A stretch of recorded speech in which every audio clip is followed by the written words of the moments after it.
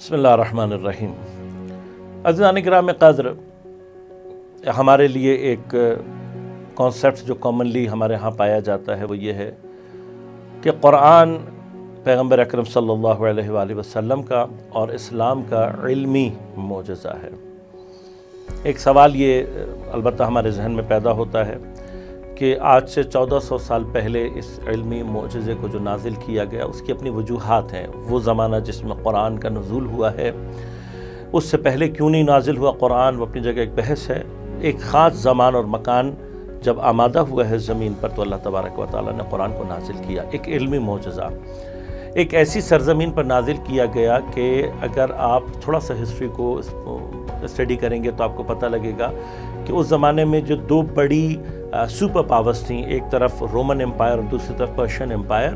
ان کے درمیان میں ایک ایسی جگہ جو کہ صحرا تھی اور ان دو امپائرز کے صرف جنگ کا میدان تھا، صحرائے عرب۔ اس صحرا کے سینے میں ایک ایسی قوم کے جو ڈیولپمنٹس کے حساب سے اور بہت ساری ٹیکنالوجی کے اعتبار سے ابھی بہت پیچھے تھی، ایسی زمین کو اللہ تعالیٰ نے چنا ہے کہ اگر ہم دیکھیں اور ہم یہ تصور کریں کہ یہ قرآن اس زمانے میں یہ جو ڈیولپڈ نیشنز تھیں ان میں نازل نہیں کیا گیا،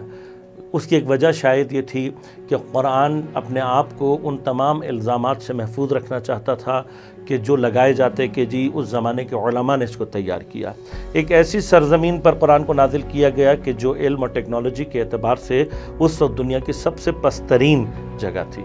لیکن یہی قرآن جب اس سرزمین سے باہر نکل کر ان متمدن اقوام کے ہاتھ میں گیا تو انہوں نے اسے ترقی دی اور اس سے اپنے لیے علمی رہنمائی کو حاصل کیا۔ لیکن ایگزیکٹلی قرآن کا جو علمی معجزہ ہے وہ کب ظاہر ہوگا؟ وہ اس وقت ظاہر ہوگا کہ جب انسان علمی طور پر اپنے آپ کو اور زیادہ ڈیولپ کرے گا۔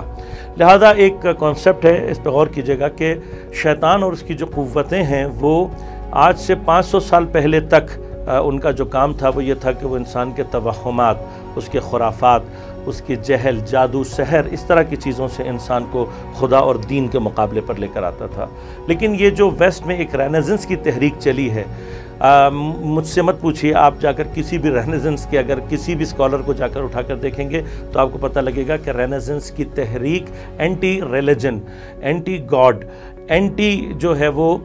مذہب تھاٹ کے ساتھ جو ہے اس کو ڈیولپ کیا گیا۔ یعنی رینیسنس کی پوری تحریک کا مقصد جو تھا وہ خدا کو ڈینائی کرنا تھا، ریلیجن کو ڈینائی کرنا تھا اور اس کے مقابلے پر اپنی ایک فکر کو لے کر آنا تھا۔ اس تحریک کے ذریعے سے آج شیطان خدا کے مقابلے پر جادو کو نہیں لاتا، اب اس کو ساحروں کی ضرورت نہیں ہے، اب اس کو انسان کے خرافات اور توہمات کی ضرورت نہیں ہے، بلکہ وہ علمی طور پر اپنے ایسے لشکر تیار کر چکا ہے کہ جو اب خدا اور دین کا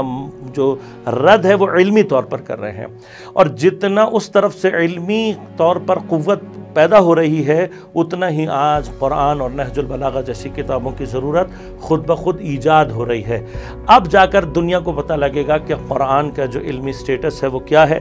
اور نہج البلاغہ کا جو علمی سٹیٹس ہے وہ کیا ہے، اور اگر ہم نے ان کتابوں کو اور ان جیسی اور دیگر کتابوں کو، پیغمبر اکرم صلی اللہ علیہ وسلم کی احادیث کو، ائمہ اہل بیت علیہ السلام کی احادیث کو صحیح معنی میں استفادہ کیا تو ہم اس سارے کے سارے علمی شبہات کا جواب آسانی سے دے سکیں گے۔ خدا ہم سب کو ان تمام